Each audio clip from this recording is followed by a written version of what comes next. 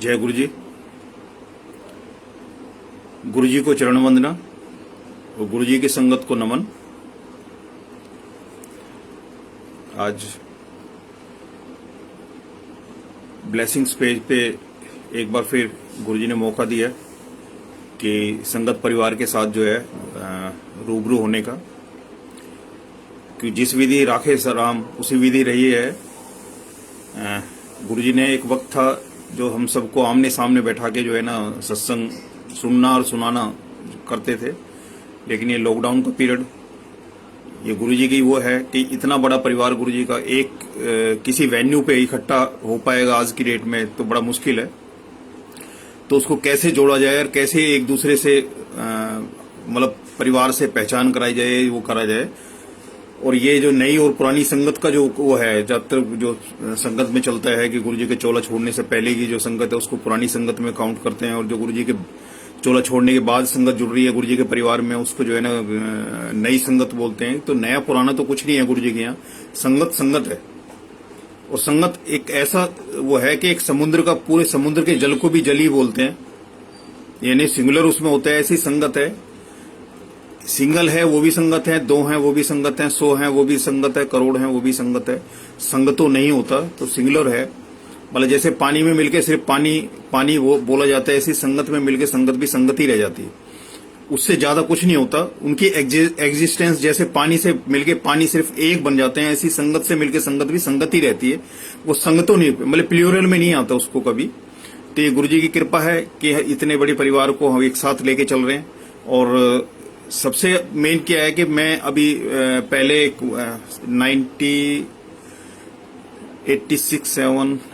90s के आसपास में मैं हिमाचल में अपने एक दोस्त की शादी में गया था। तो वहां शादी से पहले लड़के का एक धर्म भाई बनाते हैं, लड़की का एक धर्म भाई बनाते हैं, मतलब जो ब्राइड एंड ग्रूम्स हैं दोनों का एक एक धर्म भाई बनाते हैं। तो वहां उनकी जो कॉन्सेप्ट है, कॉन्सेप्ट ये थी कि जैसे एक जो सगे भाई होते हैं उनके बीच में कई इश्यूज होते हैं जो उनके मतलब उस प्यार में कहीं ना कहीं खटास डालते हैं।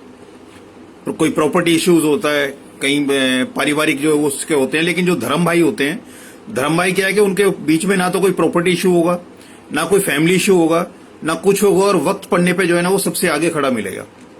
तो जैसे वो वहां मैं अपने दोस्त का धर्म भाई बना था और एक हमारा साथी गया था, तो वो उनकी वाइफ का धर्म भाई बना था उस टाइम पे। तो मैं ये समझता हूं कि हम भी जो गुरुजी ने जो एक परिवार में जोड़ा है कि हमारे बीच में ऐसा कोई इशू नहीं है जिससे हमारे आपस में कोई आमना सामना हो, बशर्ते कि हम संगत को संगत की तरह ट्रीट करें, उसको किसी रिश्ते में या किसी जो पारिवारिक झमेला जो सामाजिक वो व्यवस्था है उसके बीच में न लाएं। क्योंकि गुरुजी जब आंटी और अंकल जो बोलते थे, इर्रेस्पेक्टिव ऑफ एज उसमें कहीं मायने नहीं रखती कि उसकी एज क्या है। तो जो जेंडर था, जेंडर के हिसाब से जो मेल है वो अंकल और जो फीमेल है वो आंटी, गुरुजी भी यही वो करते थे। और सबसे मेन क्या था कि जो हमारे जो एग्जिस्टेंस है, जो बाहर की दुनिया में एग्जिस्टेंस है, गुरुजी उसको सबको खत्म करके और सबको एक समरूप में ले आते थे, एक लेवल पे ले आते थे। जो बड़ा है उसको छोटा कर दिया, जो छोटा है उसको बड़ा करके एक लेवल कर दिया, ना कोई छोटा हुआ ना कोई बड़ा, सब बराबर है संगत में। तो वही था कि अंकल और आंटी, और सबका रिश्ता एक दूसरे से बड़ा कर दिया। आपके साथ में जो भी बैठता है संगत का, वो आपसे बड़ा है।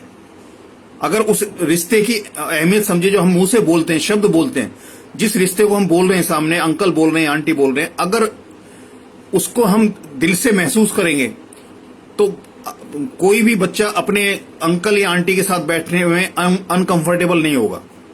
और एक माँ को बच्चे के साथ बैठना या एक बड़े को छोटे के साथ लेके बैठना जो है ना, उसमें भी कोई परेशानी नहीं होगी। तो गुरुजी ने सारे वो रिश्ते नाते सब कुछ वो करके सिर्फ अंकल और आंटी में जो कन्वर्ट किया था, उसका यही था कि सबका जो लेवल है वो इक्वल कर दिया।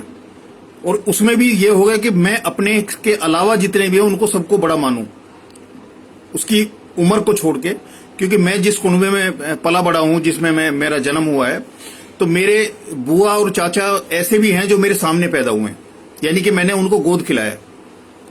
लेकिन वो उम्र में छोटे थे, रिश्ते में बड़े थे। लेकिन आज तक का मतलब तब से लेके मैं 60 साल उम्र हो गई मेरी, मैंने कभी उनके साथ कभी भी इवन नाम से भी उनको जो है ना पुकारा नहीं है। मतलब जो बुआ है तो वो बुआ है, जो चाचा है वो चाचा है, उम्र उनकी कुछ भी रही हो, भले ही मैंने उनको गोद में खिलाया हो या मेरे से बहुत छोटे रहे, उनकी बहुत बाद तक मैंने शादियां उनकी अटेंड की है, लेकिन उसके बावजूद भी क्योंकि वो रिश्ता बड़ा था और मैंने उस रिश्ते को हमेशा अहमियत दी कि ना कि उनकी उम्र को। तो यही गुरुजी के यहाँ भी आके यही है कि उन्होंने भी रिश्तों को अहमियत दी है कि आपसे जब आप सामने वालों को आपने अंकल बोल दिया या आंटी बोल दिया तो आपने अपने आप से उनको बड़े रिश्ते में एक्सेप्ट कर लिया। तो फिर जब रिश्ता आपका बड़ा हो गया तो आपकी बात करने के लहजे में, आपकी नजर में और आपके जो व्यवहार में उसमें एक मतलब वो आएगा, अदब आएगा। आप हमेशा झुक के और तमीज से बात करेंगे और यही वो है जिसमें कि हम एक दूसरे को रेस्पेक्ट भी दे सकते हैं और एक दूसरे की रेस्पेक्ट कर भी सकते हैं।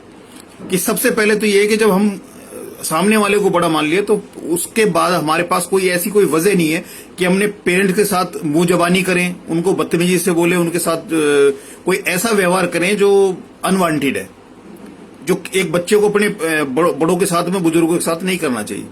तो अगर यही चीज हमारी संगत के बीच में आपस में हो जाती है तो काफी कुछ तो इश्यूज वैसे ही खत्म हो जाते हैं जो हमारी सोशल लाइफ में चलते हैं। तो गुरुजी ने वो एक लेवल बना के रखा। ये जो ब्लेसिंग स्पेस है मैं इसी का करता हूं कि कैसे इस पे आने का वो हुआ। ये मेरी अरदास थी। एक दिन ऐसी मैं ऑफिस में बैठा था तो ये फेसबुक को मैं ज्यादा यूज नहीं करता था, इसको व्हाट्सएप तो यूज करना शुरू कर दिया था थोड़ा बहुत, और उसमें भी बहुत ज्यादा ऐसा कुछ नहीं था, लेकिन फिर भी फेसबुक तो मैं बहुत बड़ा लिस्ट था, मैंने कभी शायद कुछ डालने की कोशिश ही नहीं की। तो एक दिन ऐसे मैं फेसबुक को ऐसे ही चेक कर रहा था तो उसमें जो है ना ऑनलाइन सत्संग आ रहा था किसी का, ये ब्लेसिंग पेज पे। तो पता नहीं मेरे अंदर क्या हुआ कि मैं ऑफिस में बैठा था तो मैंने कहा गुरुजी कभी ऐसा होगा, मौका आएगा कि मेरे को कभी मतलब अपने सत्संग जो है ना मेरे थ्रू कभी जो ऐसे ये ऑनलाइन जैसे चल रहा है। क्योंकि एक पहले था कि जहां भी कहीं सत्संग का होता तो कोशिश ये करता था कि वहां सत्संग में जाया जाए, लेकिन ये जो लॉकडाउन हो गया तो उसके बाद ऑप्शन ही वो खत्म हो गया कि कहीं किसी को बुलाया जाए, किसी के यहाँ जाया जाए। तो वो चीज थी, लॉकडाउन हो गया वो सारी चीज। तो उसमें एक दिन मन में आया और उसी दिन दोपहर को 3-3:30 का टाइम रहा होगा और सोनिया आंटी का फोन आया मेरे पास कि ऐसे अंकल मैं बोल रही हूँ। तो क्योंकि पहले वहां सेवा के उसमें आंटी से मुलाकात थी मेरी, तो मुझे नहीं पता था ब्लेसिंग पेज किसने बनाया है या अभी भी जो ये पेज वगैरह जो बन रहे हैं जिस पे गुरुजी अपना सत्संग कराते हैं, मैं इतना वो नहीं करता। कई तो उनके नाम ही नहीं है, उसकी जगह की उससे मैंने फीड किया हुआ है उसमें कि मेरे को नाम और उसका नहीं है, संगत से बड़ा परिचय मेरे को कभी लगा ही नहीं। अगर कि सामने से है कि संगत है तो उसके बाद उसकी कोई कहाँ रहता है, क्या नाम है, क्या ओहदा है, क्या करता है, वो बड़ा मतलब बहुत पीछे की चीजें हैं। क्योंकि संगत जो परिचय, संगत के एक सिर्फ संगत कहने में जो परिचय मेरे को मिलता है कि उसमें ये लगता है कि नेक्स्ट टू गुरुजी जो है ना वो संगत है, कि गुरुजी और उसके बाद संगत। तो फिर इतना बड़ा परिचय जब गुरुजी ने करा दिया तो उसके बाद बाकी ये छोटे मोटे परिचय, दुनियावी परिचय जो है ना मेरे अंदर कभी वो होते नहीं। तो उस दिन सोनिया आंटी का फोन आया कि ऐसे ऐसे जो है ये ऑनलाइन वो है और आप जो है सत्संग करोगे उसमें। क्योंकि मेरे अंदर एक भाव आया था और वो भाव वो गुरुजी ने सुन लिया और उसी सेम डे की बात है कि वो वहां से इनका फोन आ गया। अभी गुरुजी मतलब इस लॉकडाउन के पीरियड में भी जितनी भी यात्राएं मेरे को कराई हैं, बिना वीजा के, बिना पासपोर्ट के, बिना पैसे खर्चे के, बिना टाइम खर्चे के, जो यहां से बैठ के कहाँ की कौन कौन सी संगत के साथ, कौन से संगत परिवार के साथ में गुरुजी मिला रहे हैं, मुलाकात करा रहे हैं, ये तो गुरुजी जानते हैं। और उनकी मतलब ब्लेसिंग्स हैं जो हम सब एंजॉय कर रहे हैं। तो मैं ये बता रहा था कि ये जो ऑनलाइन करने का था मेरे अंदर एक भाव आया, सेम डे आंटी का फोन आ गया और ये हो गया। तो अब यही होता है जैसे संगत कभी कहीं से फोन आता है कि अंकल आप जो है ऐसे ऐसे हमारे पेज पे करोगे, इस पे करोगे, तो मेरे अंदर मतलब ना वाला तो कह ही नहीं सकता मैं, क्योंकि जो चीज मांगी हुई है। इसलिए कहते हैं कि गुरुजी से मांगने से पहले मतलब 100 बार 1000 बार सोच लिया जाए। क्यों मांग लेने में बड़ा आसान है, लेकिन उसके बाद उसको निभा पाना, उसको झेल पाना, उसको मतलब हम अपने जिंदगी में उसको स्थान दे पाए, प्रॉपर ड्यू रेस्पेक्ट दे पाए, वो भी बड़ी चीज है। क्योंकि ऐसे ही एक बार मेरे साथ में कभी एम्पायर स्टेट में मेरे ऑफिस के कुछ कुलीग गए थे, एक बार गए उसके बाद नहीं गए। एक आंटी तो हैं उनमें से जो बाद तक जाती रही हैं और शायद अभी भी जाते हो, लेकिन वो एक मेरे ऑफिस में जो पर्सनल सेक्शन में थे वो मेरे साथ गए थे। तो ऐसी ऑफिस में मैं बैठा हुआ था उनके पास किसी काम से, एक कमरा छोड़ के किसी काम से जो है ना उनके पास गया था, जहां मेरा रूम था, ऑफिस का जो मेरा रूम था उसके बीच में एक रूम था, उसके बाद उनका रूम था, तो मैं उनके पास गया था। तो उसने ऐसी सवाल कर दिया मेरे से कि भाई साहब अभी भी आप गुरुजी के यहाँ जाते हो? तो मेरे मुंह से निकला, मैंने कि भाई ये अभी भी का क्या है, जिस तरह से सांस है कि हम किसी भी अवस्था में हो, हम सो रहे हैं, जाग रहे हैं, चल रहे हैं, फिर रहे हैं, उठ रहे हैं, बैठ रहे हैं, इवन कोमा में भी है, तो लेकिन सांस वाला जो कर्म है ये चलता रहता है। हमारी सोच में नहीं है कि मैं लूं या ना लूं। मतलब बहुत बड़े एक योग के बाद में योगी हैं जो अपने सांस को इतना कंट्रोल कर सकते हैं कि वो एक एक सांस जो है साल साल भर में ले। लेकिन हमारे जैसे जो दुनियावी जो वो हैं लोग हैं, वो उस सांस को उस तरह से काबू नहीं कर पाएंगे जिस तरह से वो लोग करते हैं। तो मैंने कि जिस तरह से सांस पे हमारा कोई काबू नहीं है, ये ऐसा कर्म है कि हर हाल में जो है ना ये चलता रहता है, क्योंकि ये जो कर्म है ये कुदरत कराती है। जो श्वास का जो कर्म है ईश्वर के हाथ में है, हमारे हाथ में नहीं है। हम इसको हम जो कंट्रोल है हम नहीं है इसके। और इसीलिए कि हम सो जाते हैं तो सोने के बाद इंसान मरे के बराबर ही होता है। उसके आसपास क्या हो रहा है, क्या घट रहा है, क्या कुछ हो रहा है, उसके साथ क्या वारदात हो रही है, उसको पता नहीं लगेगा। लेकिन सांस फिर भी चल रही हो तो वो कर्म फिर भी चल रहा होता है। तो मैंने कहा ये तो जैसे सांस हमारे बस में नहीं है कि लूं या ना लूं, तो इसी तरह से गुरुजी के यहाँ तो जाना है तो इसमें ये तो सोचना ही नहीं है। तो उसने अगला सवाल करा करे, अंकल आप डेली जाते हो? तो मैंने कि डेली तो नहीं जाता, लेकिन अगर गुरुजी की आज्ञा होगी, उनकी कृपा होगी तो डेली भी चला जाऊंगा। तो तब उस दिन क्या था, उस टाइम तक क्या था कि 4 दिन एम्पायर स्टेट जाया करता था और 5वें दिन जो है ना इसमें जाता था आपके बड़े मंदिर में।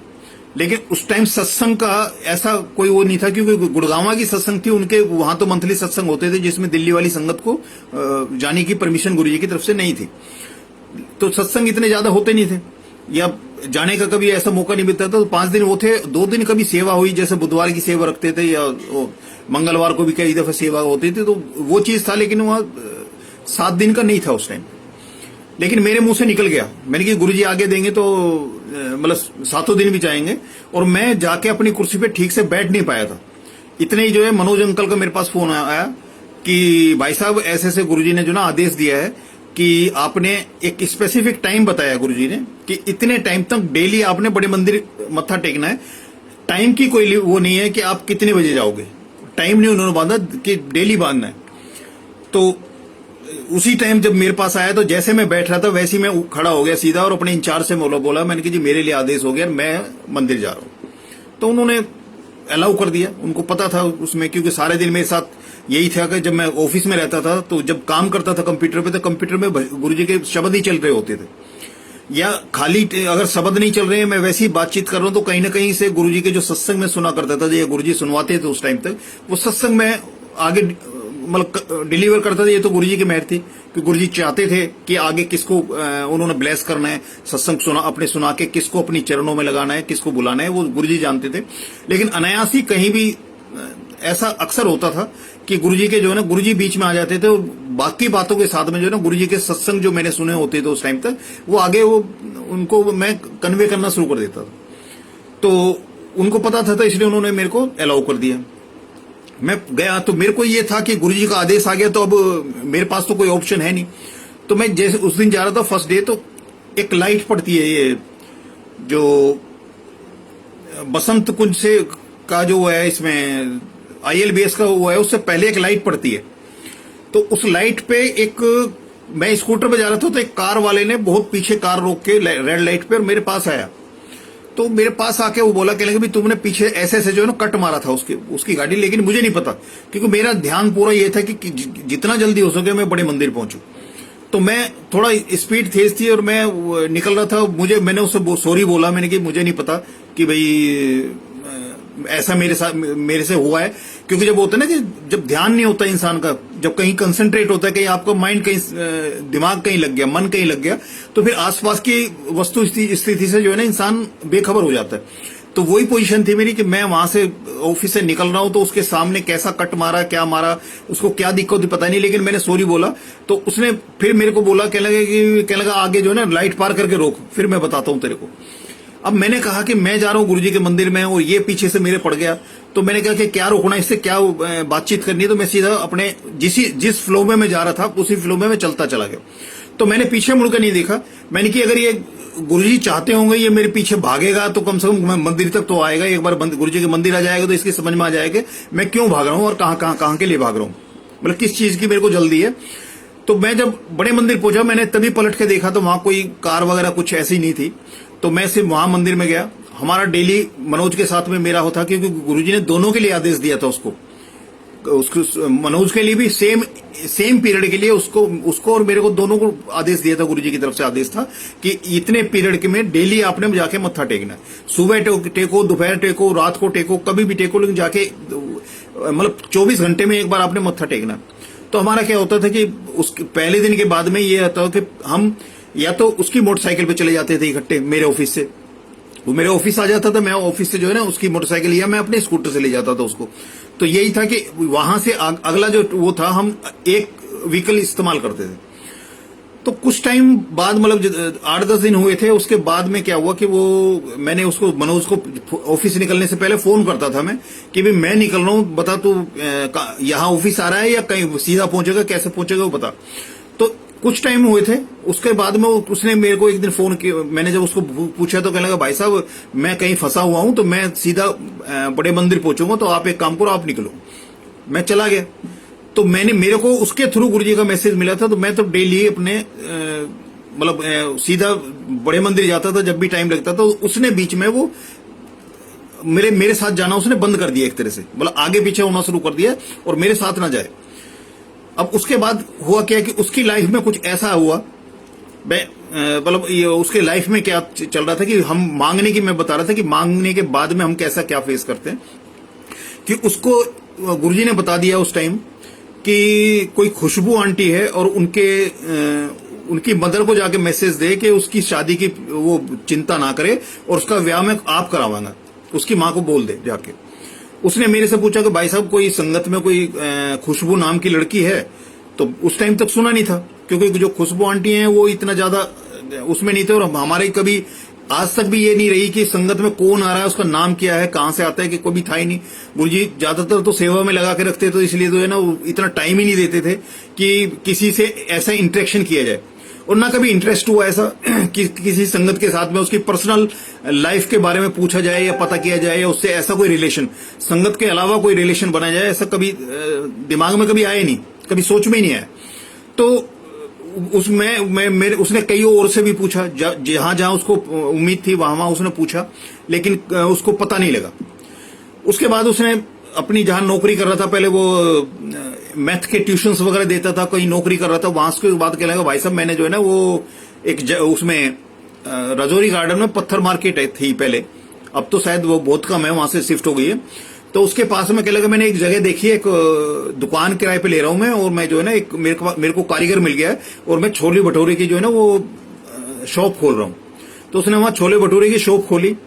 तो वहां से 1-1.5 किलोमीटर की रेंज में वो 2-3 लड़के उसने रखे हुए थे और लड़कों से वो कराया करता था डिलीवरी भी, फ्री होम डिलीवरी वाला काम था उसका। तो एक दिन उसको एक ऑर्डर आया, ऑर्डर उसका तैयार हो गया, लेकिन जो लड़का डिलीवरी देने गया था वो वापस नहीं आया, जो साइकिल पे लेके जाया करता था। अब उसने कहा कि अभी तो गर्म है छोले भटूरे, और उसके बाद वो लड़का पता नहीं कब आएगा, तो वो खुद लेके चला गया। वो जो छोले भटूरे का जो ऑर्डर था वो ऑर्डर था खुशबू आंटी के यहाँ का। तो वो जब वहां पहुंचा, वहां जब जाता है तो उन आंटी ने जो है वो अपनी बिटिया को जो है खुशबू नाम से जब बुलाया तो उसके एकदम कान खड़े हो गए, क्योंकि वो तो खुशबू नाम की लड़की को ढूंढ रहा था। जो गुरुजी का आदेश था कि उसकी मां को जाके बोल के भाई उसकी ब्याह का वो चिंता ना करे और उसका ब्याह मैं आप करावांगा। तो उसको तो जैसे ही खुशबू हुआ था उसने उनकी मदर से पूछा कि आपकी बेटी है, आप गुरुजी के यहाँ जाते हैं, तो वहां उन्होंने बताया। तो उसने फिर वो मैसेज दिया कि ऐसे से गुरुजी ने मेरे को बोला था कि खुशबू की मदर को जो है ना जाके बोल कि उसकी ब्याह की चिंता ना कर, उसका ब्याह मैं आप करावांगा। उसके बाद में ये हुआ कि जो गुरुजी के भतीजे हैं गौरव अंकल हैं, उनकी और खुशबू आंटी की शादी होगी। बाद में पता लगा कि भाई ऐसे ऐसे शादी है। तो जो उसको जो गुरुजी ने मैसेज दिया था कि उसकी चिंता ना करें, तो गुरुजी ने उनको अपने ही मतलब जो परिवार था अपने ही बच्चे के साथ में जो है ना उनकी वो शादी कराई। जो पर्पस था उसका वहां वो खोलने का छोले भटूरे का, तो उसके बाद वो उसको लगा कि उसका काम बढ़ रहा है, तो उसने सोचा कि यहाँ एक साइड में पड़ता है और यहाँ की मार्केट लगभग खत्म हो चुकी है, पत्थर मार्केट। तो उसने मेन ये रजौरी गार्डन की मार्केट में जो है ना जाके एक बड़ा हॉल टाइप का काफी बड़ी जगह थी बेसमेंट में, एक प्राइम लोकेशन पे उसने वो लिया। वहां उसने काम कराना भी शुरू कर दिया, मेरे को भी लेके गया वहां, उसको वहां करने के लिए उसने एक थोड़ा सा इधर उधर से पैसा भी इस चीज के लिए उठाया कि वहां वो काम को बढ़ा ले, थोड़ा कर ले।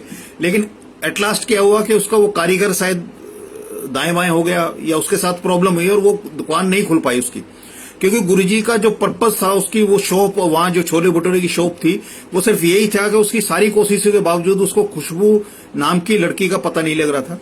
उसके लिए वहां उसकी शॉप खुली, शॉप पे उनके यहां से ऑर्डर आया, ऑर्डर वो खुद डिलीवर कराने गया और वो जो मैसेज गुरुजी का मैसेज था वो मैसेज उसको चला गया, तो उस शॉप का वहां काम खत्म हो गया।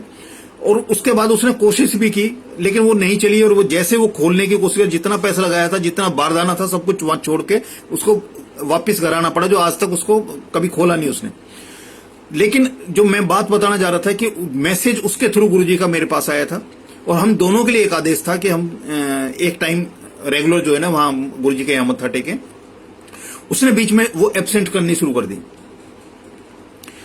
मैं उसको बार बार बोलता था, मैंने कि भाई तेरे थ्रू मेरे को मैसेज आया है और तू नहीं आ रहा है।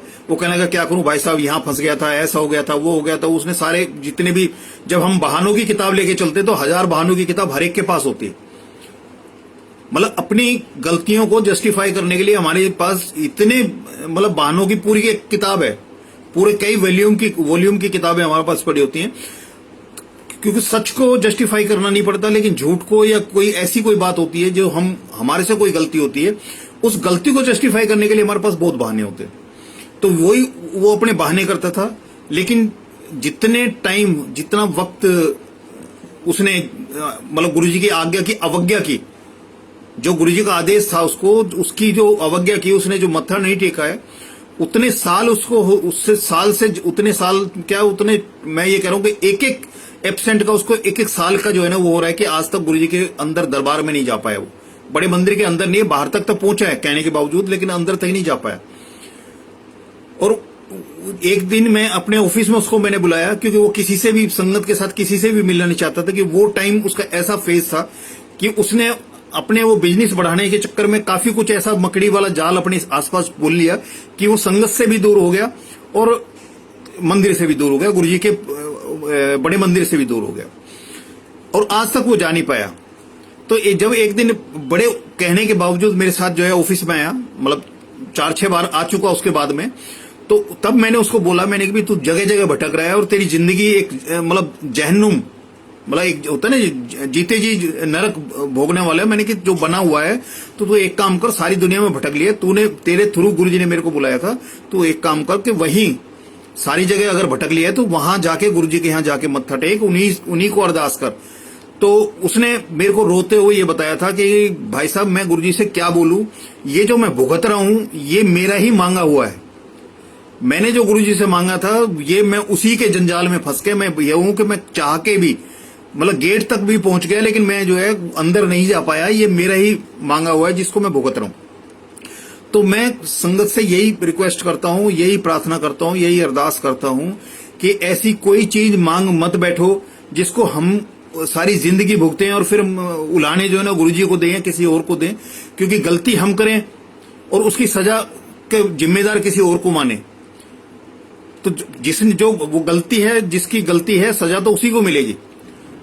तो जब जैसे पेन होता है, हमारे पेन हुआ, पेन किलर खा लिया तो बस पेन तो जाते जाते जाएगा, जो दर्द है जिसकी वजह से पेन है वो तो जाते जाएगा, लेकिन पेन किलर खाने से सिर्फ इतना है कि हमारी जो सेंसिटिवनेस है उस पर वो वार करती है और हमें शरीर में वो ऐसा लगता है कि पेन गायब हो गया, जबकि पेन तो वहीं एग्जिस्ट कर रहा है। तो ऐसे ही हमारा है कि हम जब दरबार में हाजिरी लगाते हैं या उनकी तरफ ध्यान करते हैं तो हमारी जिंदगी की जो हम लिखवा के आए, वो लेख तो हमने भुगत नहीं है। वो कहते हैं कि जो तुम पिछले करके आए उसका हिसाब किताब तो तुमने पूरा करना ही है।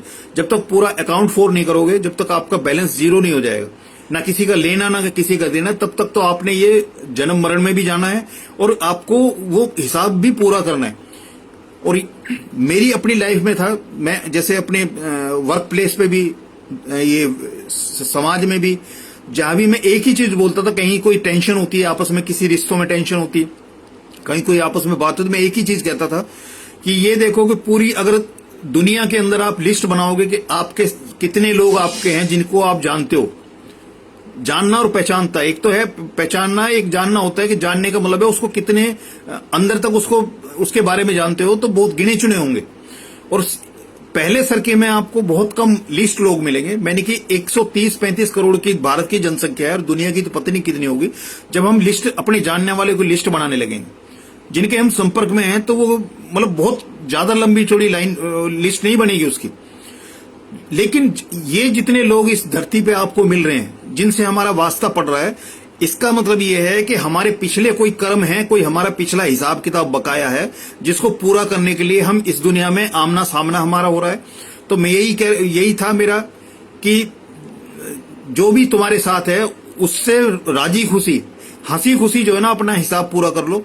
पिछले जन्म में लड़ भिड़ के आए हो तो इस जन्म में आमना सामना हो रहा है, मन मुटाव हो रहा है, आपस में मतलब मारपीट भी कह सकते हो, सारी कुछ हो रहा है। तो मैंने कि जब पिछले अगर हिसाब किताब करना है, जब किसी का देना है तो हंस के दो, टेंशन लेके रो के पीट के नहीं, क्योंकि देने से ही पीछा छूटेगा। तो मैंने कि हंस के दो, और जिनसे आपका वास्ता पड़ रहा है उसको ये मान के चलो कि उसका पिछला कोई हिसाब है, या तो आपने उससे लेना है या आपको उसका देना है, तो उसको प्यार से उसको कर लो।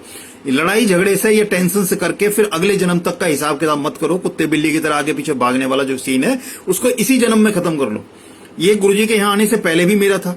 और मैं जैसे कहीं भी मंदिर में कभी जाता था तो मेरी एक ही जो प्रार्थना होती थी, मैंने अपने लिए कभी नहीं मांगा ना। गुरुजी के यहाँ जब गया था तब भी मैं अपने लिए कभी नहीं गया।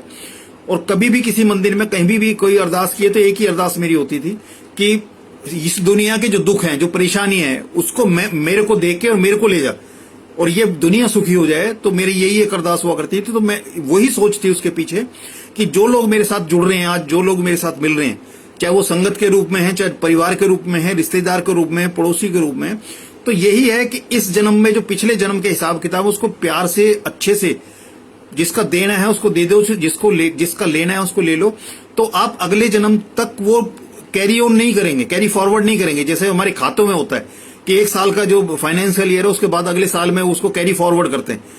लेने डेबिट वाले का भी और क्रेडिट वाले का को करते हैं, लेकिन जिस दिन उसका अकाउंट 4 हो गया तो वो 0 आ जाता है। उसके बाद उसका अकाउंट मेंटेन करने की जरूरत नहीं पड़ती, फिर कभी उसका हिसाब किताब तब होता है। तो वही हमारी जिंदगी का हिसाब किताब है। गुरुजी 90% कर्म काटते हैं, वो सच है, लेकिन वो 10% जो हम हमारे लिए छोड़ते हैं भुगतवाने के लिए, वही हमारे लिए मुश्किल हो जाते हैं, वही हमारे लिए मुश्किल हो जाते हैं। तो हम ये कहते हैं कि अब जो गुरुजी की शरण में आ गए, जिसको गुरुजी ने अपनी शरण में बुला लिया और अपनी शरण में ले लिया, तो उसके 90% तो उन्होंने स्ट्रेट फॉरवर्ड जो है ना वो खत्म कर दिए।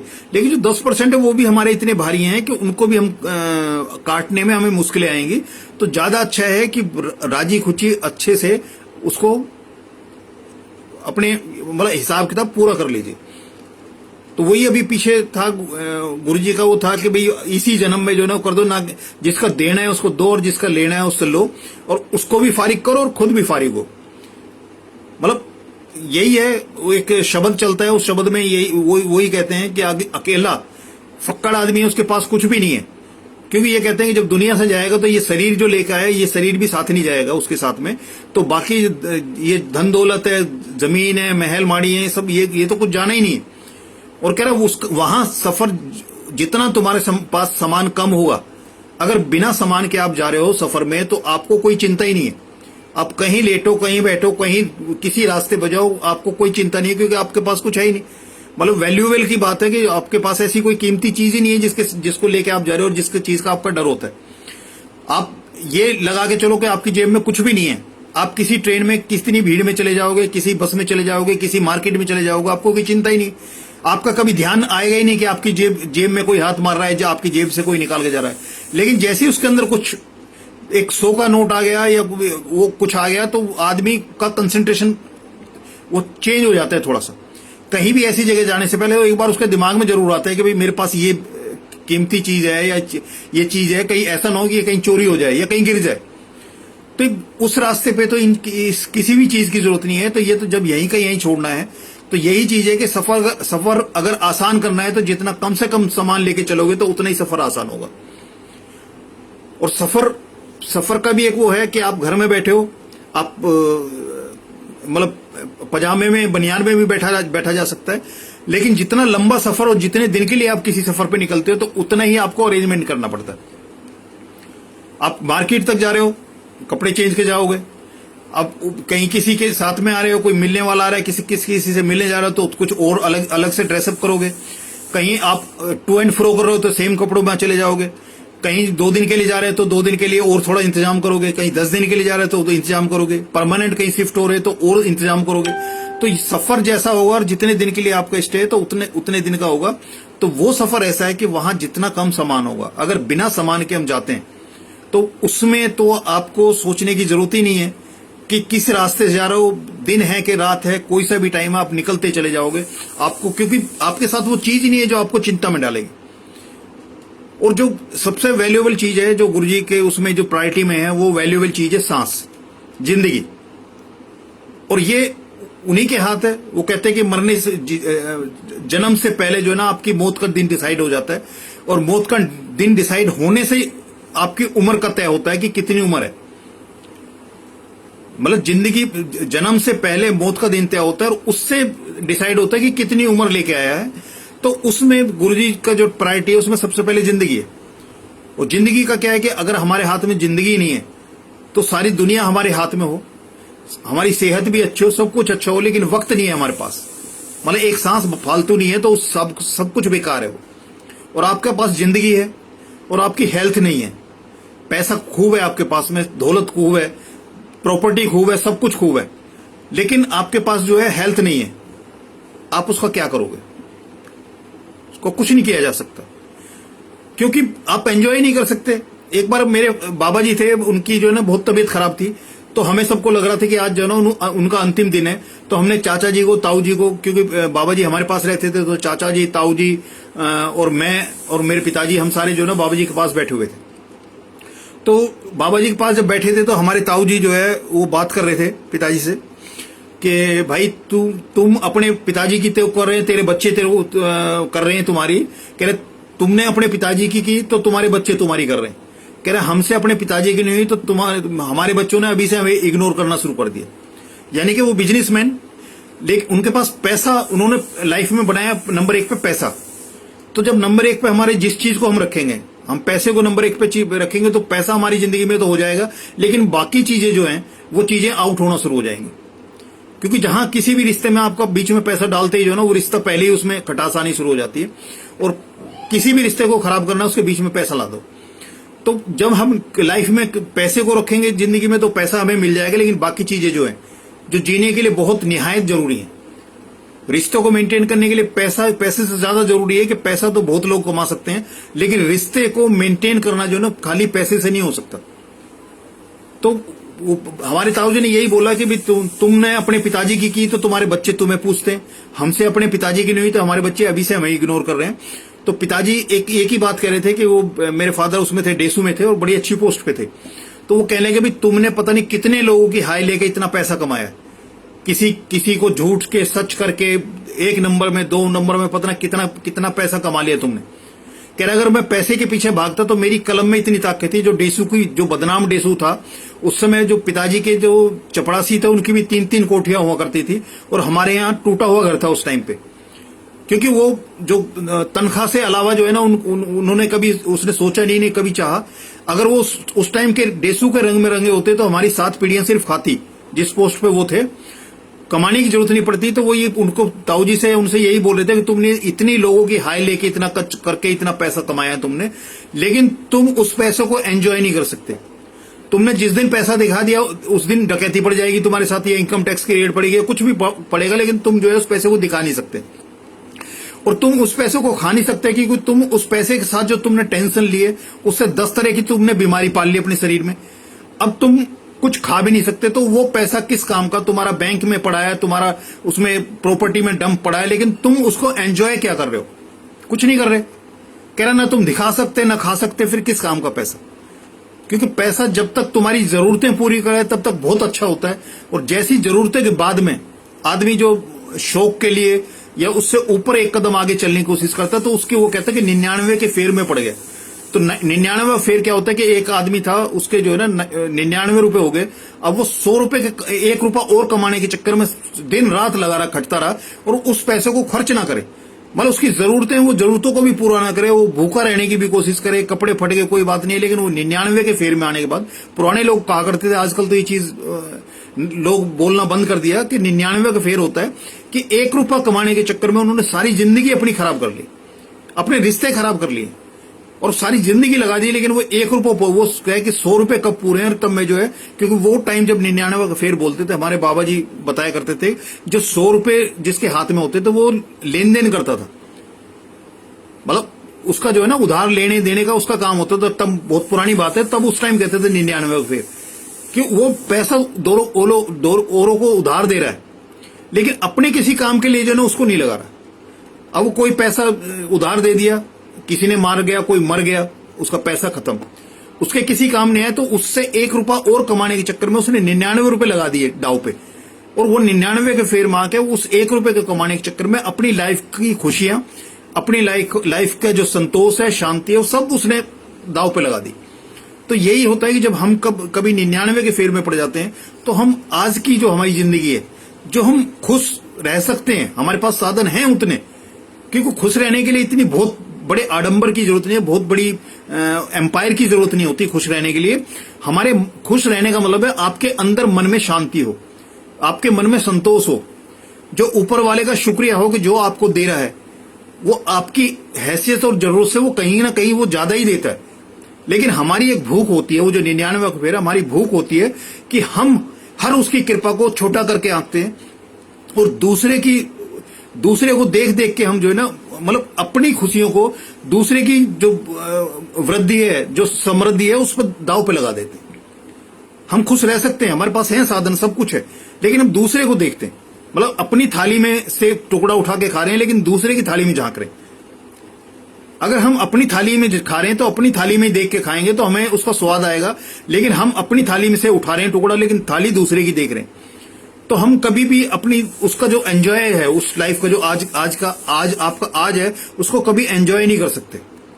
जो गुरुजी के जो कल्याण, जो कहते थे कल्याण कीता ऐश कर, जो है, तो गुरुजी का अपना जो तो 2 शब्द जो है ना, उसमें बहुत बड़ी कृपा है। अगर उसको डिफाइन करना किया जाए तो पूरी एक बहुत बड़ी मतलब ग्रंथ बन सकता है इस चीज का। अगर ऐश कर का या कल्याण कीते के जो शब्दों को अगर हम इसको एक्सप्लेन करना शुरू कर दें, अब गुरुजी ने तो बोल दिया जा ऐश कर, लेकिन हम उस ऐश के मतलब अपने हिसाब से लगाते हैं। उनके ऐश करने का तो सीधा सा मतलब है कि जिस चीज के लिए गुरुजी इस चोले में आए थे, जो गुरुजी संगत को जोड़ के गए हैं, या जो गुरुजी संगत को जोड़ रहे हैं, उसका जो पर्पस है, उसका पर्पस यही कि इस जन्म में ही उनको पा लिया जाए, और इस जो ये चक्रव्यूह है जिससे हम निकल नहीं पा रहे, मतलब अभिमन्यु की तरह हम घुस तो गए लेकिन उससे निकल नहीं पा रहे। हम निकल क्यों नहीं पा रहे? कि वो जो अभिमन्यु वाली बात है कि एक जो लास्ट वाला उसका जो फाइनल वो था, चक्रव्यूह का जो फाइनल चक्र था, उससे पहले जो है ना उसकी मदर्स हो गई थी, और उसके फादर ने जो है अर्जुन ने वो उसको बताना बंद कर दिया था, तो उसने वो सुन ही नहीं पाया था उसको। तो हम भी ऐसे ही चक्रव्यूह में फंसे हुए हैं और बार बार उसके अंदर ही घुसते हैं, उससे बाहर निकलने का रास्ता नहीं है। तो वो जो आखिरी फेज, जो आखिरी चक्र की जो वो है कथा है, जो उसको तोड़ने की, आखिरी चक्र तोड़ने की जो शक्ति है, जो विधि है, जो तरीका है, वो जो गुरुजी जो अपनी शरण मिली है, उस आखिरी चक्र, जिस चक्र तोड़ने के बाद में हम उस चक्रव्यूह से बाहर निकल सकते हैं, यानी इस जन्म मरण के चक्र से हम बाहर निकल सकते हैं। तो ऐश करने का मतलब है कि जो सबसे बड़ी चीज है कि जो आपके हाथ में है उसका शुक्रिया, उसमें संतोष करो, और आपकी जो लिमिट है, अगर आपके हाथ में 100 रुपए हैं तो 100 रुपए तक की अपनी उसको वो करो, और उसके 99 के फेर में ना पड़ के उस 100 रुपए को एंजॉय करने की कोशिश करो। अगर हम वो टेंशन लेके हम वो करते हैं कि दूसरे को देख के, दूसरे के मकान को, दूसरे की गाड़ी को, दूसरे के गहनों को, ये इन सब चीजों को देख के, और हम अपनी आज की स्थिति से जो है ना उसको कंपेयर करके चलते हैं,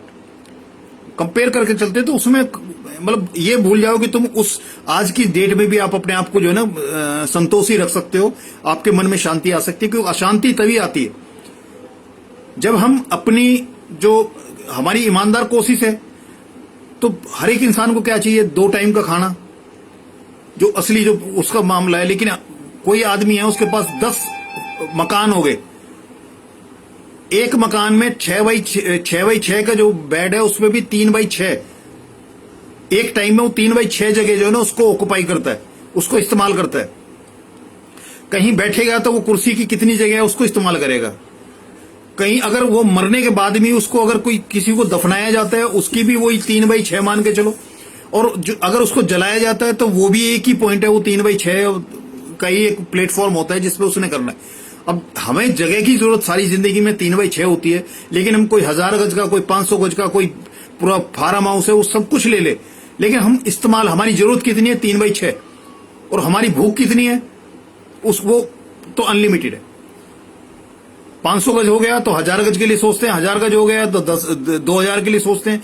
तो यही एक सोच है कि जो हमारे पास है उसमें हम मतलब खुशी महसूस नहीं करते, बल्कि उससे असंतोष महसूस करके हम उस ट्रैक पे चले जाते हैं कि हम आज भी अपना गवा देते हैं, हम अपना कल भी गवाने को तैयार बैठे होते हैं।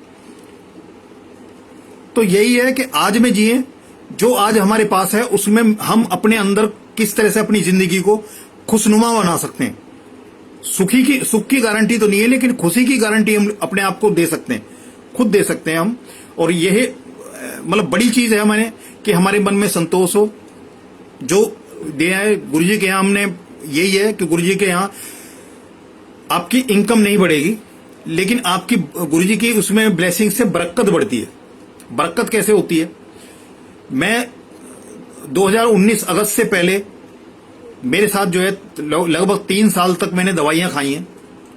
डॉक्टर ने ऑपरेशन बोलते रहे कि ऑपरेशन मस्ट है, ऑपरेशन होना जरूरी है, लेकिन मेरे अंदर कभी भाव नहीं आया कि ऑपरेशन होगा। वो दवाइयां चल रही थी और मैं 1 साल बाद से मैंने डॉक्टर से बोलना शुरू किया था, मैं कि जी ये मैं दवाइयां छोड़ना चाहता हूं।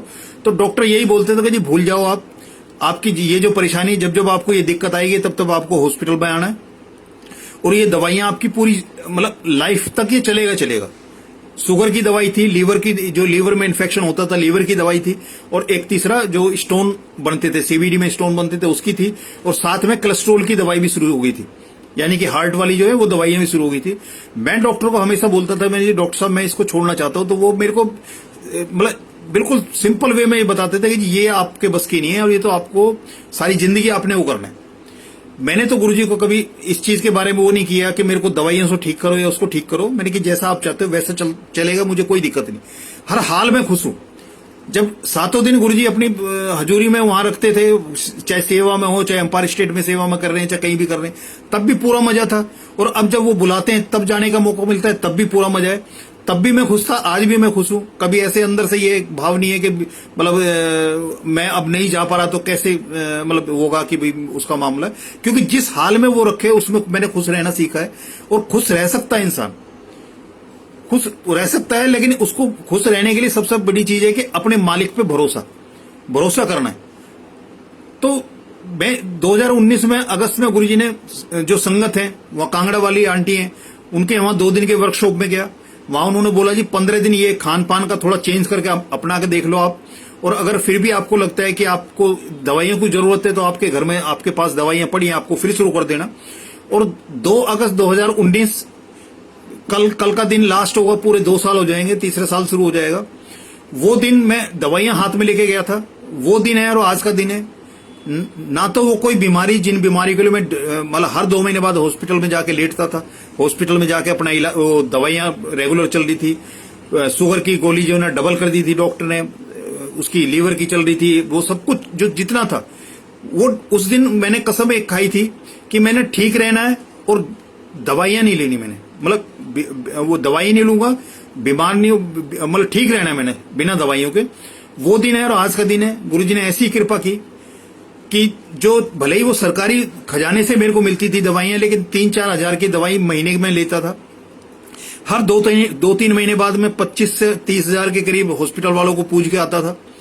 शरीर में कष्ट भी भोगता था, और कुछ खाने के और जिंदगी में और सारी चीजों के साथ में उन दवाइयों को टाइम भी ध्यान में रखना पड़ता था। ये दवाई इस टाइम लेनी है, दवाई इस टाइम लेनी है।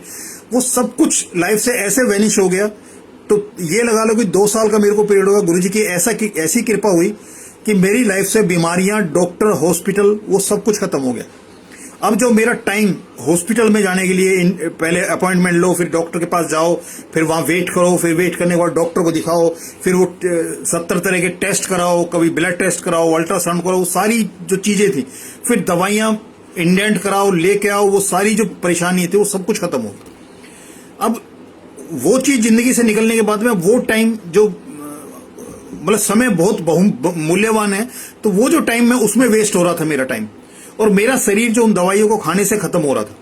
क्योंकि अंग्रेजी दवाइयां हैं, उनको एक चीज ठीक करेगी, एक चीज दबाएगी, ठीक तो कभी करती ही नहीं कभी दवाइयां, एक चीज दबाएगी और दूसरी चीज को पैदा करेगी, वो चीज लाइफ से चलेगी। तो ये है गुरुजी की बरकत, कि जो पैसा, जो टाइम, जो मेरी जिंदगी का हिस्सा जो है उसमें खर्च हो रहा था उन बीमारियों में, वो सब कुछ मेरी जिंदगी से खत्म हो गया। तो ये मेरी भले ही इनकम उतनी है, लेकिन मेरी जो खुश रहने की, जो एंजॉय करने की जो लिमिट है, वो बढ़ा दी गुरुजी ने। कि वो पैसा, जो उस पैसा उन बेकार की चीजों में, जिसके लिए मुझे कोई फायदा होने वाली चीज नहीं थी, वो मेरी जिंदगी से निकाल दी। कि आपके साथ कोई मुकदमा लगा हुआ है, वो आपकी जिंदगी से निकल जाए। आपकी कोई बिजनेस की कोई टेंशन है, वो आपकी जिंदगी से निकल जाए। जिनमें आप अननेसेसरी, जिसको मेंटेन करने के लिए, रिश्तों को मेंटेन करने के लिए अननेसेसरी आप पैसा खर्च करते हो, अननेसेसरी इधर से उधर जाते हो, उसकी समाज की जो है ना मीटिंग बुलाने में, और ये पता नहीं क्या क्या करने में जो आदमी टाइम खराब करता है, पैसा खराब करता है और टेंशन लेता है, वो सारी चीजें अगर आपकी जिंदगी से निकल जाती है, तो आपकी इनकम भले ही उतनी हो, लेकिन आपकी जो एंजॉय करने का जो वो है, वो उसकी लिमिट इतनी बढ़ गई है आपकी, कि आपका वो जैसे अनलिमिटेड चार्ज हो जाता है, कि आपको अनलिमिटेड चार्ज हो गया। आपकी खुशियां जो है ना, वो ये मान के चलो 10 गुना होगी। कि 100 रुपए आपने दिन में कमाए और उसमें से 60-70 रुपए आपकी इन्हीं टेंशनों में खर्च हो रहा है। और अब जिंदगी तो आपके एंजॉय की जो लिमिट है वो 30 रुपए है। लेकिन अगर वो चीजें आपकी खत्म हो जाती है जिसमें 70 रुपए आपके खर्च हो रहे हैं, तो आपकी जो एक्सटेंड किया है खर्चा आपका, उसमें से मान लिया 20 रुपए आपका खर्चा हुआ, तो आपकी जो वो लिमिट है, एंजॉय की जो लिमिट है, वो 80 हो गई। तो यही गुरुजी की कृपा दिखाई देती है कि गुरुजी आपकी इनकम बढ़ाए ना बढ़ाए, आपका काम बढ़े ना बढ़े, लेकिन आपकी बरकत, उनकी कृपा से, उनकी ब्लेसिंग से बरकत बढ़ती है। और जब बरकत बढ़ती है, तो हमारी जो एंजॉय की, जो वो कहते हैं जा ऐश कर, वो उनके शब्द जो है ना, वो धरती पे स्पष्ट जो है हमें दिखाई देने लगते हैं कि हाँ, वाकई में गुरुजी ने बोला है जा ऐश कर, तो वो वाकई में ऐश करा रहे और ऐश कराते हैं। और ऐश जरूर नहीं है, ऐश का कैश से कोई लेना देना नहीं है। एक जो उस चलता है, तो वो था सिकंदर, वो जा रहा था अपनी उसको लेके, अमले को लेके जा रहा था, तो एक फकीर था, वो एक उसकी पेड़ की छांव में आराम से लेटा हुआ था, वो अपने प्रभु के ध्यान में था। तो वो जब जा रहा था, उसने देखा ये इस बंदे ने खड़े होकर मेरे को सलाम नहीं ठोका, तो उसने उसको पकड़ के बुलवाया। वो कहने लगा जी भाई तुझे पता है मैं कौन हूं? कहने जी कौन? कह रहा मैं ये हूं। कह रहा फिर? कह रहा मैंने आधी दुनिया जीत ली। कह रहा फिर? तो उसने फाइनली करते करते उसने बोला कि, उसने कहा जी ये सब कुछ सारी दुनिया, अगर, कह रहा मेरा सपना है मैं सारी दुनिया जीत लूं। कह रहा उसके बाद क्या करोगे? कह रहा उसके बाद मैं ऐश करूंगा। तो उसने फकीर ने ये बोला कि महाराज, आप इतने लोगों को परिवार से दूर रख के, इसमें से कितने बीमारी में मर गए, कितने मारकाट में मर गए, कितनों को तुमने खून बहा लिया और कितना लूटपाट कर ली, सब कुछ कर लिया, और तुम ये सारी दुनिया जीत पाओगे या नहीं जीत पाओगे, ये तो बहुत दूर की बात है। कितने मरेंगे, कितने खपेंगे, लेकिन जो आप सोच रहे हो कि इतना करने के बाद ऐश करोगे, वो तो मैं अभी कर रहा हूं। जो इतना खून खराबा करने के बाद, इतना घर परिवार से दूर रहने के बाद, अपने देश से दूर रहने के बाद, जो तुम सोच रहे हो करोगे, वो तो बाद की चीज है। जब तुम रहोगे तभी कर पाओगे, तुम जिंदा रहोगे या तुम ये अपने सपना उस पूरे कर पाओगे, वो तो बहुत बाद की बात है। पर जिस ऐश के बारे में तुम कह रहे हो मैं तब ऐश करूंगा, वो मैं ऐश अभी भी कर रहा हूं। यानी कि अगर ऐश का मतलब कैश से होता, तो वो जो फकीर है वो ये बात नहीं करता। और ऐश, असली ऐश वही है जब हम अपने इस जन्म में जो हम एक वायदा करके आए हैं इस धरती पे, कि जब माँ के गर्भ में होते एक वायदा करते हैं कि प्रभु इस नरक कुंभी से मेरे को निकाल दे और मैं तेरे को ही भजूंगा और तेरे को पाने के लिए हर उद्यम करूंगा। तो वो जो ऐश कर का मतलब है, वो सीधा सा मतलब है कि जिस निमित्त ये जन्म हुआ है उसके लक्ष्य की प्राप्ति, वो है ऐश। तो जो वो फकीर कहता था कि मैं अभी भी ऐश कर रहा हूं, यानी कि मैं अपने मालिक के पे ध्यान लगा के बैठा हूं, तो मेरे लिए ऐश है। ये अच्छा खा लिया, अच्छा पहन लिया, अच्छी जगह ये घूम लिया, तो ये ऐश नहीं है। ऐश असली वो है जब हम अपने रब के लिए उसके वो जो चाहता है, जब हम उस ट्रैक पे चलना शुरू कर देते हैं और उस पे जब हम चलना शुरू कर देंगे और उसकी तरफ हर कदम उसकी तरफ बढ़ता रहेगा हमारा, वो असली ऐश है। तो जब गुरुजी कहते थे जा ऐश कर, तो ऐश का मतलब ये था कि अब अपने अपने आप को तैयार कर मुझे पाने के लिए, मेरे तक आने के लिए। और जो जन्म में जो तुम इस जन्म को लेकर आए हो, इसमें जो हिसाब किताब करना है उसको पूरा करो, इस सारे चक्रव्यूह से, झंझट से निकलो और इस जन्म मृत्यु के पार आके मेरे मतलब सचखंड में या उनकी उसमें जो जोत में अपनी जोत को जो है वो समाहित करो। और यह जो असली जो ऐश करके जो मतलब था वो ये था। लेकिन हम ये है कि जिसको शराब पीने की आदत है वो जो कहे जी गुरुजी ने तो बोल दिया ऐश कर, तो अब इसका मतलब गुरुजी ने अलाउ कर दिया पियो। या जिसको जिस चीज में जो उसका शौक है या जिस चीज में उसको भले ही उसकी जिंदगी के लिए कितना ही खराब हो, उसके परिवार के लिए कितना ही खराब हो, लेकिन क्योंकि उसको उसमें मजा आता है और हर मजे के साथ सजा साथ चलती है। अगर किसी चीज में मजा आ रहा है इसका मतलब उसके साथ सजा भी जरूरी है। जैसे किसी बिजनेस का कहते हैं कि आप जितनी उसमें लाभ की संभावना होती है उतने ही उसमें घाटे का जोखिम भी होता है। तो ऐसे ही होता है कि जब हम किसी चीज में मजा ढूंढते हैं तो उस सजा के लिए भी हमें तैयार रहना चाहिए। जैसे हम खान पान हमारा जो भ्रष्ट हो गया या हमारा जो जीवन का जो रहन सहन है वो वेस्टर्न कल्चर जो ज्यादा हमारे पर हावी होना शुरू हो गया है, वो सारी चीजें जब हम उसमें ऐश ये जो मजा लेने की कोशिश करते हैं, मजा लेते हैं, उसके साथ में हमने 100 तरह की बीमारियां और सामाजिक बुराइयां भी हम अपने साथ लेके चल रहे हैं। तो उस हर मजे के पीछे कहीं ना कहीं सजा भी जुड़ी हुई है। तो अगर उस तरह का मजा हम लेना चाहेंगे तो सजा के लिए भी हमें ही तैयार रहना पड़ेगा, क्योंकि जब मजा हम लेंगे तो सजा कोई दूसरा नहीं लेगा, वो भी हमें ही लेनी।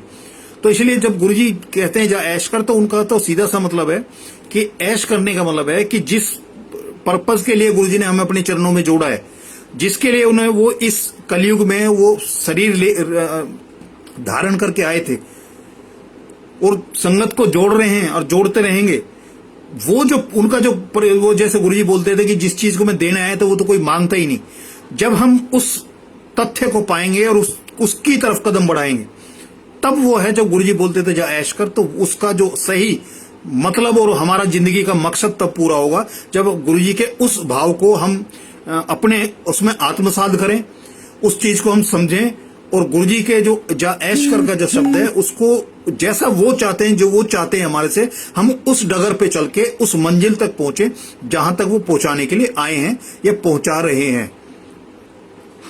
मेन वही है। इसमें सबसे पहली और आखिरी जो शर्त है वो शर्त यही है कि आपका भरोसा, आपका विश्वास ना टूटे। विश्वास अगर आपका डगमगाएगा, कि वो भी आज ही एक शब्द था उसमें यही था कि आज एक गुरु को धारण किया, फिर कहीं कुछ सुन लिया, फिर दूसरे किसी दर पे जाके मत्था टेका, फिर वहां से कहीं सुन लिया, फिर तीसरे पे टेका। यानी कि तुम्हें अपने गुरु पे, अपने उस पे रब पे, उस पे भरोसा ही नहीं है, तभी तुम भटक रहे हो। जो जैसे वहां सेवा में जैसे गुरुजी रखते थे तो संगत जो सेवा में होती थी तो अक्सर उनके मन में क्या होता था, खड़े तो वहां सेवा पे हैं और वो भागते थे कि वो मंदिर जो है ना हॉल बंद हो जाएगा तो जाके गुरुजी को मत्था टेकना है। तो मैं उनको एक ही चीज बोलता था, वो आंटी या अंकल जो भी जाता था, मैंने कहा आंटी अगर आप जा रहे हो, अंदर जा रहे हो मत्था टेकने, तो वापिस आके आपको जो है ना निशान दिखाना पड़ेगा माथे पे कि वाकई में आपका मत्था टिक गया। क्योंकि मेरे को जब मैं सेवा में जाता था, गुरुजी का यही था कि गुरुजी सेवा बख्शते हैं और सेवा कराते भी वही है, वहीं खड़े होकर आपके साथ खड़े हुए कराते हैं। तो फिर उनको छोड़ के कहां जाना, कहां मत्था टेके हुए, वो तो आपके साथ खड़े हुए हैं। तो मेरा वही था कि आपका सेवा का मतलब मेरे को जो उन्होंने बताया कि सेवा का मतलब आपका विश्वास, आपका भरोसा अपने मालिक पे कितना है। अगर आपका भरोसा पूरा है तो जहां आप हो, जो उन्होंने आपको जिस हालत में रखा है तो आपके साथ है वो, अच्छे वक्त में भी, और जिसको आप बुरा वक्त कहते हो उसमें भी वो आपके साथ हैं। और जब वो हमेशा आपके साथ हैं तो उनको कहां ढूंढोगे। वो है कि मोह को कहां ढूंढे रे बंदे, मैं तो तेरे अंदर जो है ना, अंदर में है, ना मैं जल में, ना मैं थल में, ना पृथ्वी आकाश में, मैं तो तेरे पास में। तो वही चीज है गुरुजी का कि तू मेरे को कहां ढूंढ रहा है, भटक कहां रहा है। अगर पूरा भरोसा है तो जहां तुम हो, जहां जहां तुम हो, वहीं जो है वो गुरुजी आपके साथ है, हर क्षण साथ है आपके। तो उनको ये जरूरी नहीं है कि आप उनको देखने की वो करें कि मैं उनको देखना चाहूंगा, जैसे हम ढूंढते हैं कि कोई गुरुजी हमें किसी में ओम दिखा दें, किसी में अपने दर्शन करा दें। ये बहुत इंस्टेंट जैसा होता है ना, जैसे फर्स्ट एड वाला मामला ये। ये गुरुजी उन्हीं के साथ में करते हैं जो थोड़े भटक रहे होते हैं, उनको एक स्थायित्व देने के लिए गुरुजी ऐसा कुछ करते हैं। या हमारी कोई अरदास होती है कि गुरुजी मेरे को तो कभी ऐसा कुछ नहीं हुआ, लोग कहते हैं कि गुरुजी जो है उसके ओम के दर्शन करा देते हैं, रोटी पे ओम बना देते हैं, कहीं ये कर देते हैं वो कर देते हैं, तो उनको कि इनकी भटकन तभी पूरी होगी कि ये इनको एक खटका हो गया कि भाई सबके साथ हो रहा है, मेरे साथ नहीं हो रहा। तो गुरुजी उसी के साथ बातचीत करते थे और उसी को इस तरह की चीजें वो करते हैं। लेकिन जब आपका मन पूरे उनमें लग जाएगा और उस मन लगने के बाद में आपका मन स्थिर होना शुरू हो जाएगा और आपका भरोसा और आपका विश्वास टिक जाएगा, और वही माथा टिकना है। जो माथा टिकने का मतलब है कि जिस दर पे आपका माथा टिक गया उसको बार बार उठाने की जरूरत नहीं है, यानी कि आपका भरोसा जिस पे टिक गया उसको भरोसे को कायम रखो और भटकने की जरूरत नहीं है। एक दर को छोड़ के दूसरा, दूसरे को छोड़ के तीसरा, क्योंकि गुरु सहज नहीं मिलते। और ये जो हमारे गुरु हैं ये तो रसिक बैरागी हैं, ना तो ये दुनिया छोड़ने को वो करते, ना हमारा कोई पंथ छोड़ने के लिए कहते, ना हमारा कोई धर्म बदलने के लिए कहते। हम जिसमें हैं, जहां हैं, जैसे हैं, हम अच्छे हैं बुरे हैं, जैसे हैं पूरा को पूरा उन्होंने हमें स्वीकार किया है। बस यही है कि जो वो चाहते हैं कि हम ना करें, हमारी कोशिश होनी चाहिए कि अपनी जिंदगी से उन चीजों को, ये सत्संग और शब्द, इनको सुनना ही काफी नहीं है, इनको गुनना भी जरूरी है। इसके अंदर जो मैसेजेस गुरु देते हैं, जो उनके आदेश होते हैं, इनके थ्रू जो आदेश होते हैं, उनकी पालना भी हमने करनी है, अपनी जिंदगी में उनको अपनाना भी है। और ऐसी चीजों को, ऐसी बुराइयों को, ऐसी दिक्कतों को जो हमारे लिए या हमारी वजह से किसी को परेशानी पैदा होती है, उनको हम अपनी जिंदगी से जितनी जल्दी हो सकता है उसको हटाएं। वो तभी होगा कि गुरुजी को मानना हमारी मजबूरी है, पर गुरुजी की मानना हमारे लिए जरूरी है। फर्क है। संगत अक्सर होता है कि मेरे साथ कोई परेशानी हुई, किसी ने बता दिया, मैं जगह जगह भटक रहा हूं, किसी ने बता दिया हमारे गुरुजी हैं और आप वहां जाओ और गुरुजी आपका कल्याण कर देंगे या गुरुजी आपको ब्लेस कर देंगे, आपकी परेशानी से आप दूर हो जाएंगी। वो उस अपनी मजबूरी की वजह से, उस परेशानी की वजह से गुरुजी के दर पर गया, एक विश्वास किया उसने, गुरुजी को मानना भी शुरू कर दिया। क्योंकि एक तो देख के होता है, जैसे गुरुजी सत्संग कराते हैं, अपने सत्संग कराते हैं, उसमें से हमें कुछ ना कुछ एक भरोसा पैदा होता है कि हाँ, जब इनके अंकल के साथ में हुआ या इन आंटी के साथ में हुआ, जब गुरुजी इनके ऊपर कृपा कर सकते हैं तो मैं भी मानने लगूं तो मेरे साथ भी करेंगे। तो एक हमें एक भरोसा बनना लगता है, एक टाइम होता है, टाइम फ्रेम होता है जिसमें हम भरोसा करने लगते हैं। हमारी मजबूरी है, क्योंकि हमारी दिक्कत है, हमें एक उम्मीद है कि इस दर से हमारा ये दिक्कत दूर होगी, तो हमें भरोसा, वो मजबूरी है, हमारा मानना भी मजबूरी है। लेकिन जब गुरुजी की मानने से ज्यादा की मानने लगेंगे, जो गुरुजी हमें मैसेज देते हैं, जो हमारे अंदर एक आईना रखते हैं, शब्द और सत्संग के थ्रू एक हमारे सामने आईना रखते हैं, उसमें हम अपनी अच्छाइयां भी देख सकते हैं, बुराइयां भी देख सकते हैं। बहुत सारी ऐसी बुराइयां हैं, बहुत सारी ऐसी चीजें हैं जो कोई दूसरा तो तब जानेगा जब हम किसी को पता लगने देंगे, लेकिन हमारे रब को पता है और हमें पता है। लेकिन हम कई दफे चाहते हुए अपने किसी क्षणिक लोभ के वश में होकर के हम उन चीजों को, उन बुराइयों को छोड़ना नहीं चाहते, क्योंकि हम उसको एंजॉय करने लगे। जैसे मैं कल भी बात कर रहा था कि किसी को कहीं वो खुजली हो जाती है और उसको खुजाने की आदत पड़ जाती है, तो वो उसको खुजाने में मजा आ जाता है, तो वो उसको ही ठीक होने नहीं देता, कि जैसे ही वो उसमें खुरन बनना ठीक होना शुरू हो जाता है, वैसे फिर वो खुजाने लगता है। तो ऐसी कई ऐसी बुराइयां होती हैं, कई ऐसी चीजें होती हैं जो हम अपनी जिंदगी में जोड़ने के बाद में वो दूर होना चाहती हैं, वो गुरुजी दूर करना चाहते हैं, लेकिन बार बार हम उसको फिर वापस अपनी जिंदगी में ले आते हैं। तो गुरुजी की मानना यह है कि गुरुजी जो हमारे लिए मैसेज देते हैं, जो हमारे सत्संग के थ्रू, शब्द के थ्रू, जिस भी रास्ते से, संगत के थ्रू जो वो देते हैं, तो हमारे सामने गुरुजी एक आईना रखते हैं, उसमें हमारी हर बुराई, हर ऐसी चीज जो हमारे को गुरु से मिलने के, गुरु के जो शब्द हैं, जो ऐसकर को के ऊपर खरा उतरने के लिए जो हमारे बीच में आते हैं, वो आईना होता है। वो उस आईने में हम देख सकते हैं कि हमारे अंदर क्या बुराइयां हैं, क्या चीज ऐसी है जो इस रास्ते में हमारी बाधाएं बन रही हैं, उसको हम दूर कर सकते हैं, बशर्ते कि हम उसके लिए अपने आप को तैयार रखें और गुरुजी को मानने के आगे एक कदम चल के गुरुजी की मान ले लगे। जैसा जैसा वो चाहते हैं, जैसा जैसा वो हमसे चाहते हैं, उम्मीद है उनकी, जिसके लिए वो गुरुजी ने हमें अपनी शरण में रखा है, हम उस पथ पे, उस मार्ग पे बढ़े और उस पे अग्रसर हों। वो तभी है जो सच्ची ऐस गुरुजी कराना चाहते थे, जो गुरुजी कहते थे कि जो मैं देने आया था वो तो कोई मांगता नहीं है, दुनियावी चीजें हैं जो मतलब वैसी बिखरी पड़ी है मेरी संगत के लिए, उनके चक्कर में पड़े हुए, उनको मांगते हैं, कोई कुछ मांगता है, कोई कुछ मांगता है, जिनके लिए उनको मांगने की जरूरत नहीं है। वो कहते हैं कि वो तो पैकेज में फ्री है। असली चीज ये है कि जिंदगी गुरुजी बख्शे, उसके बाद आपकी हेल्थ हो, क्योंकि वो कहते हैं कि सबसे बड़ी जो वो है आपकी नेमत है, सबसे बड़ा जो धन है वो है आपकी निरोगी काया, जो माया सबसे बड़ी। अगर आपका शरीर निरोग है, आप एक स्वस्थ शरीर में ही स्वस्थ मन वास कर सकता है। अगर आपके शरीर में कष्ट है, कोई आपके दिमाग में कोई फितूर है, कोई परेशानी है, कोई चिंता है, तो आप मन को कितना भी लगाने की कोशिश करो, कहीं से हटाने की कोशिश करो, वो आपको मन में बेचैनी बनी रहेगी। और शरीर अगर स्वस्थ है, ठीक है, तो उसके अंदर जो मन है वो भी स्वस्थ रहेगा। और शारीरिक परेशानी, आपकी मानसिक परेशानी अगर आपके साथ नहीं है और गुरुजी की कृपा से उनसे आपका पीछा छूट गया है, तो आपका जो मन शांत होगा, मन स्थिर होगा, तो आप जब लगाने की कोशिश करोगे तो बड़े आसानी से लग जाएगा। आपको भटकना नहीं पड़ेगा। और अपने भरोसे और विश्वास को बना के रखो। और जो मत्था टिक गया वो टिका रहने दो, उसको बार बार उठाने की जरूरत नहीं है। अपने भरोसे को कायम रखो। और गुरुजी जो ऐश कराते हैं या कल्याण करते हैं, उन शब्दों का जो अक्षरतः जो गुरुजी मतलब समझाना चाहते हैं, उस पर एक बार गौर करेंगे तो हमारी जिंदगी की बहुत सारी परेशानियां हमारी लाइफ से वैसे ही वैनिश हो जाएंगी। हमें कुछ करने की जरूरत नहीं है, कुछ भी करने की जरूरत नहीं है।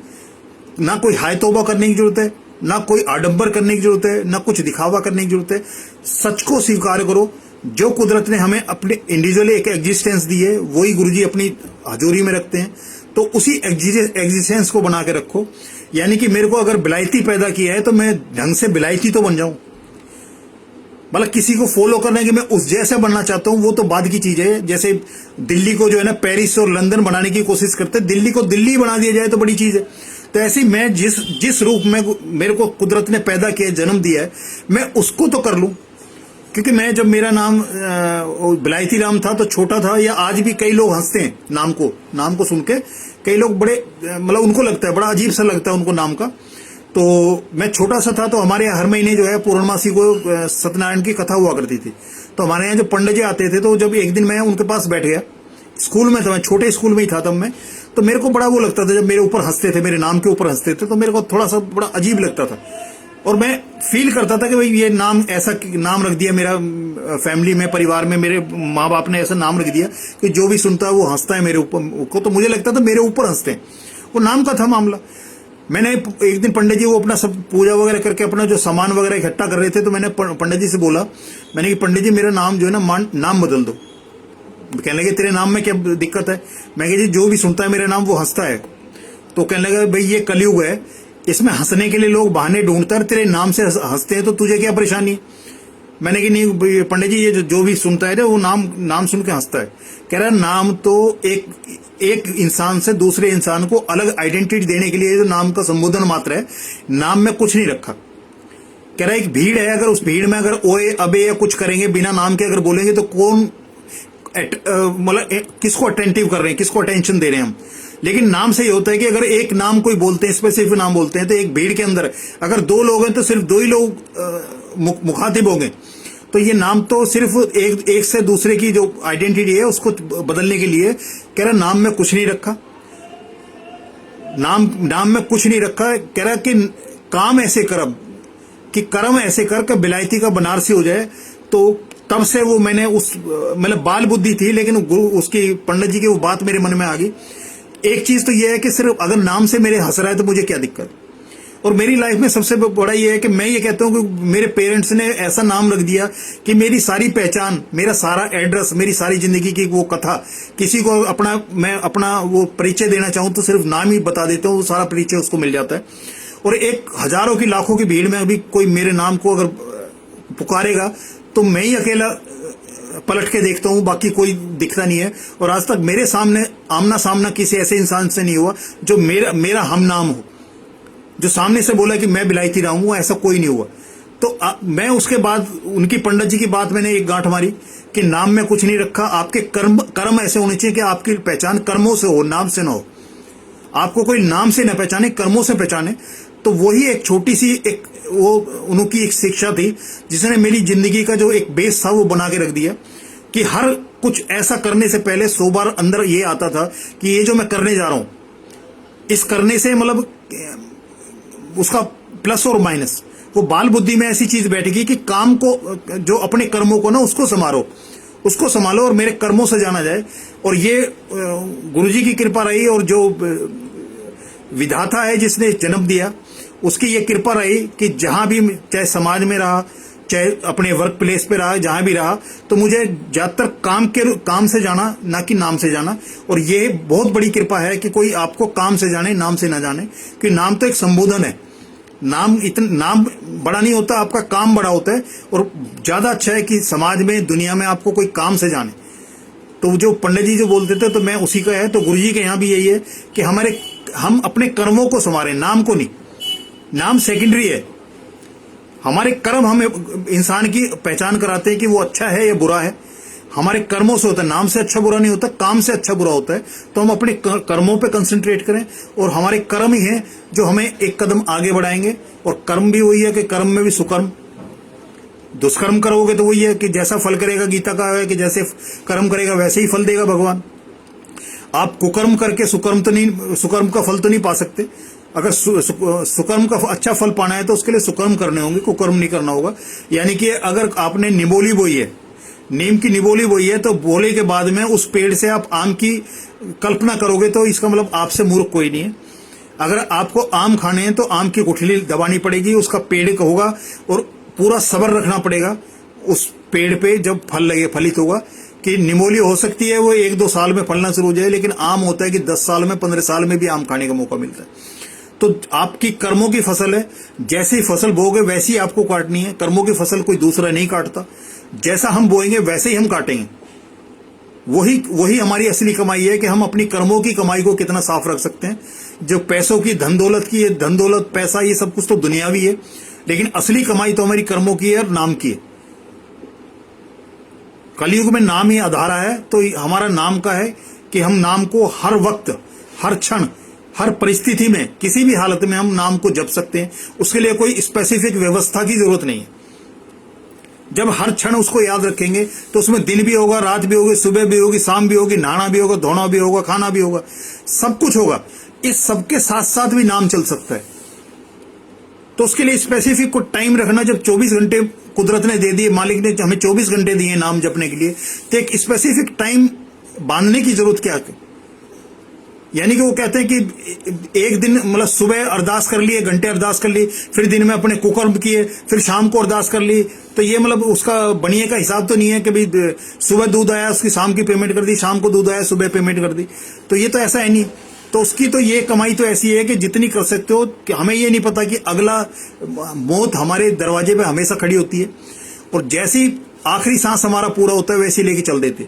तो हमें अगले क्षण का पता ही नहीं कि जो टाइम हमें फिक्स किया हुआ है नाम लेने के लिए, उस टाइम तक हम जिंदा रहेंगे ही नहीं रहेंगे, यही नहीं हमें पता। तो इसलिए ये है कि हर क्षण अगर हम उसको याद रखेंगे तो जब भी मौत का परवाना हमारे नाम कटेगा, जब भी यमदूत हमें ले जाएगा, तब हम उस नाम के साथ जाएंगे।